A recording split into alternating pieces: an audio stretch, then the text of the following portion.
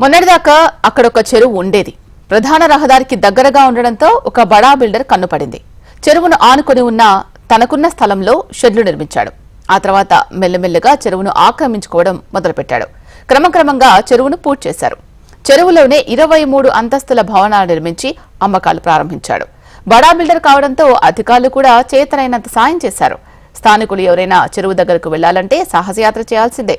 చెరువును చెరబట్టిన బడా builder బాగోతాన్ని HMTV బయటపెట్టడంతో కళ్లు చెదిరే నిజాలు బయటపడ్డాయి. ఎవరా బిల్డర్, ఎక్కడిది ఆ చెరువు? Let's watch the story.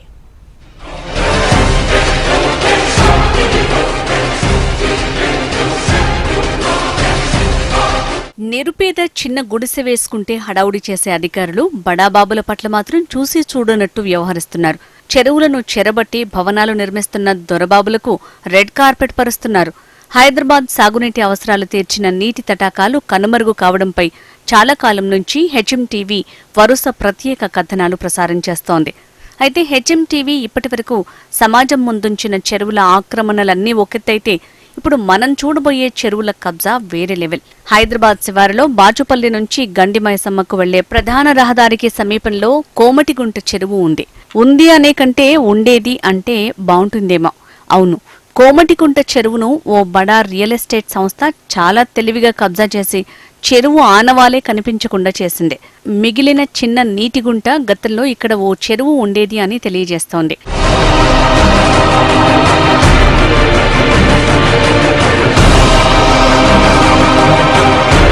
ఇక చెరువు సమీపంలోకి వెళ్లాలంటే ఓ పెద్ద సాహస యాత్ర చేయాల్సిందే. చెరువు దగ్గరకు సామాన్య మానవుడు వెళ్లటం అంత ఈజీ కాదు.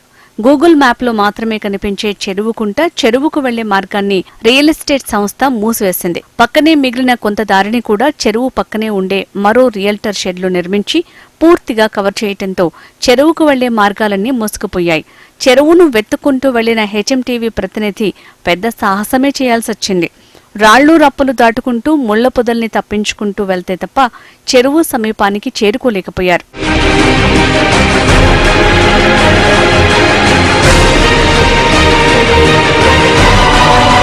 కోమటికుంట చెరువు మేడ్చల్ మల్కాజిగిరి జిల్లా బాచుపల్లిలో ఉంది.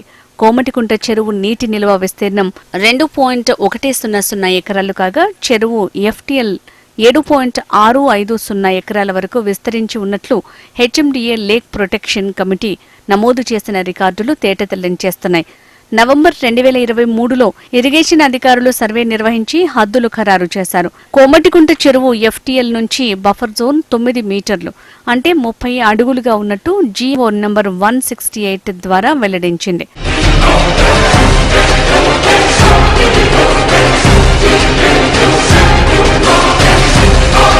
బాజుపల్లిలో సర్వే నంబర్ 127P, 128P, 137Pలో బడా రియల్ ఎస్టేట్ సంస్థ కస్టమర్లను ఆకట్టుకునేందుకు చెరువుకు అభిముఖంగా ఉండేలా లేక్ వ్యూ టవర్లను నిర్మించింది. ఈ నిర్మాణాలతో 7.5 ఎకరాల విస్తీర్ణంలో ఉన్న చెరువు తన ఉనికిని కోల్పోయింది. సదరు సంస్థ ఇక్కడ మొత్తం 12 భారీ బ్లాక్లను నిర్మిస్తోంది. ఒక్కో బ్లాక్లో 23 అంతస్తుల భారీ ఆకాశ హర్మ్యాలు నిర్మాణమయ్యాయి. అంతేకాకుండా వెంచర్లో వాహనదారుల సౌకర్యం కోసం 3 క్లబ్లతో భారీ నిర్మాణాలు చేపట్టింది. ఈ నిర్మాణాలన్నీ గత ప్రభుత్వంలోనే మొదలయ్యాయి, ఇంకా కొనసాగుతున్నాయి. గడిచిన ప్రభుత్వంలోని పెద్దల అండదండలతో ఈ వెంచర్ నిర్మించినట్లు స్థానికులు ఆరోపిస్తున్నారు. ఏదైతే చెరువుల పరిరక్షణలో ఏదైతే కుత్బుల్లాపూర్ పరిధిలో వాసవి కన్స్ట్రక్షన్ బాచ్పల్లిలో కోమటికుంట చెరువు నందు 2 టవర్స్ 8th, 9th టవర్స్ కూడా ఒకటి ఎఫ్టీఎల్ ఒకటి బఫర్ జోన్లో వచ్చినాయి.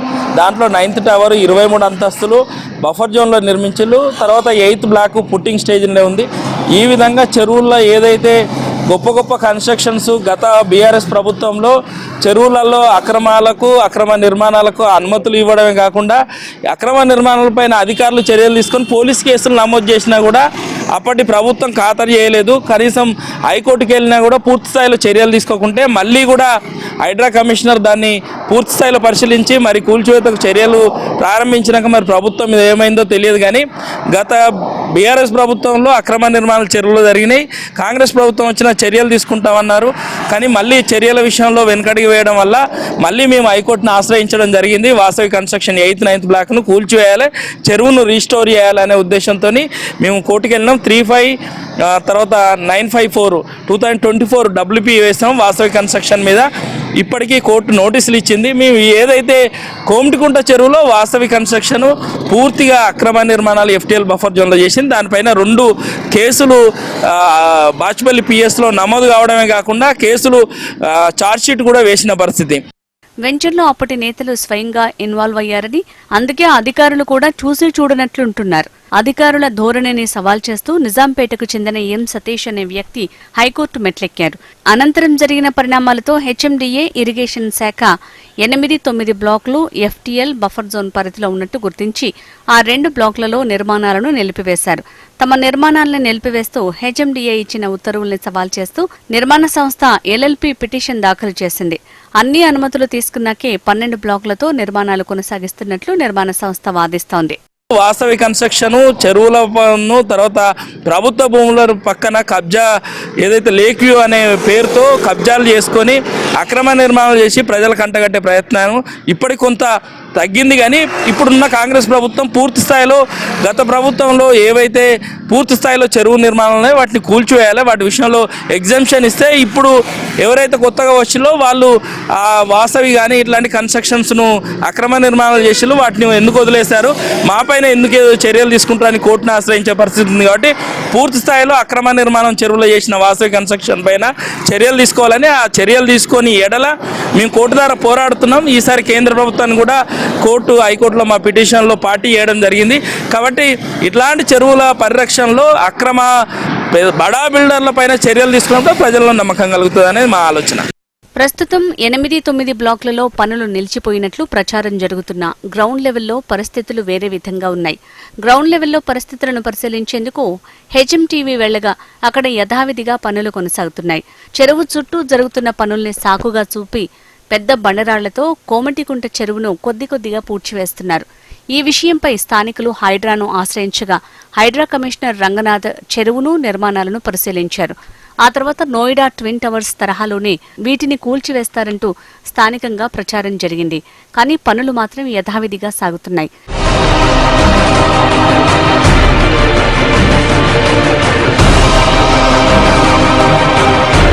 ఇప్పటికైనా ప్రభుత్వం, హైడ్రా అధికారులు స్పందించి కోమటికుంట చెరువును కాపాడాల్సిన అవసరం ఎంతైనా ఉంది. ఇలాగే వదిలిపెడితే చెరువు ఆనవాళ్లు లేకుండా కబ్జాకు గురవుతుందని స్థానికులు ఆందోళన వ్యక్తం చేస్తున్నారు.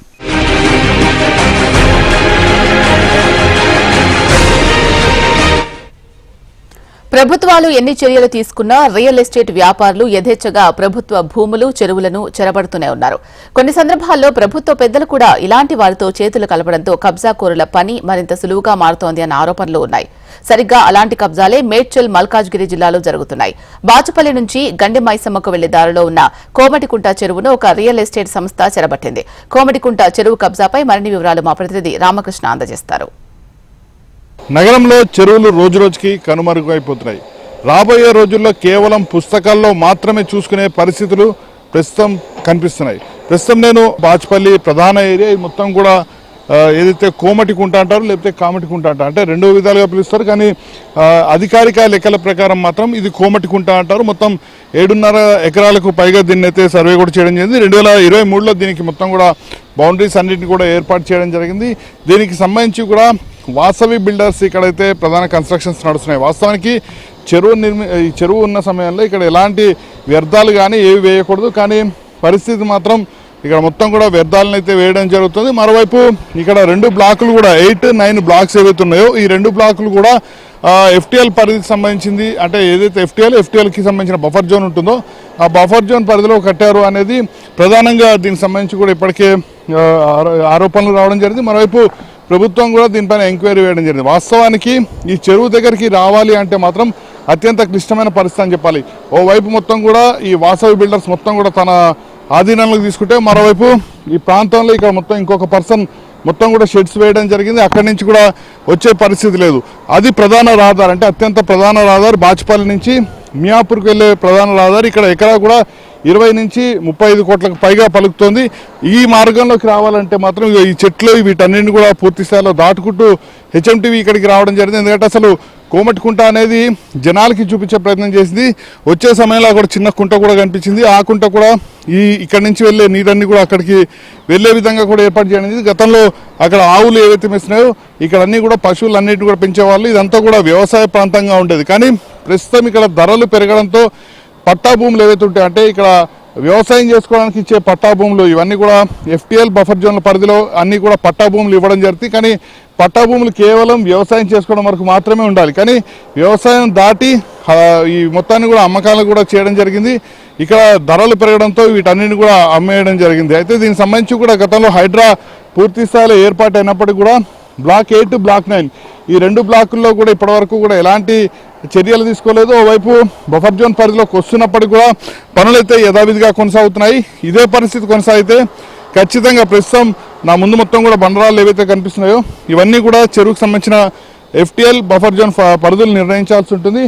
ఆ పరిధుల్ని దాటి మొత్తం కూడా ఇక్కడ మనం చూసుకుంటే పూర్తి స్థాయి ఆక్యుపై అయితే చేయడం జరిగింది. మొత్తం కూడా చెరువు అనేది ఇది చెరువా లేకపోతే వీళ్ళ కోసం కట్టించుకున్నదా అనేది తరహాలో ఏర్పడింది. కేవలం వాసవి ఈ ఒక్క చోట మాత్రమే కాదు, దాదాపుగా అన్ని చోట్ల కూడా ఇదే సిచ్యువేషన్ వాసవిలో కనిపిస్తుంది. ఎందుకంటే మొత్తం చాలా చోట్ల కూడా గతంలో వాసవికి సంబంధించి, అంటే వాసవి అనే కాదు పెద్ద బడా బిల్డర్లు ఎవరైతే ఉంటారో వాళ్ళన్నీ కూడా చెరువుల దగ్గర కన్స్ట్రక్షన్స్ చేస్తూ చెరువుల్ని తాము డెవలప్ చేస్తామంటూ కూడా చెప్పడం జరిగింది. కానీ చెరువులు డెవలప్ సంగతి పక్కన పెడితే ఖచ్చితంగా వాళ్ళ డెవలప్మెంట్కి చెరువులను అయితే వినియోగించుకోవడం జరుగుతుంది. సో ఇది ఏదైతే కామన్కుంటకు సంబంధించిన లేటెస్ట్ అప్డేట్. ఇది ప్రస్తుతం ప్రభుత్వం దీన్ని రక్షించకపోతే, దీనికి బౌండరీలను ఏర్పాటు చేయకపోతే మాత్రం రాబోయే రోజుల్లో కోమటికుంట అనే ఒక చెరువు ఉందా అనే ప్రశ్న మాత్రం ఖచ్చితంగా తలెత్తే పరిస్థితి అయితే ఉంటుంది. వీడియో జర్నలిస్ట్ సత్యరెడ్డితో RK HMTV కోమటికుంట నుంచి.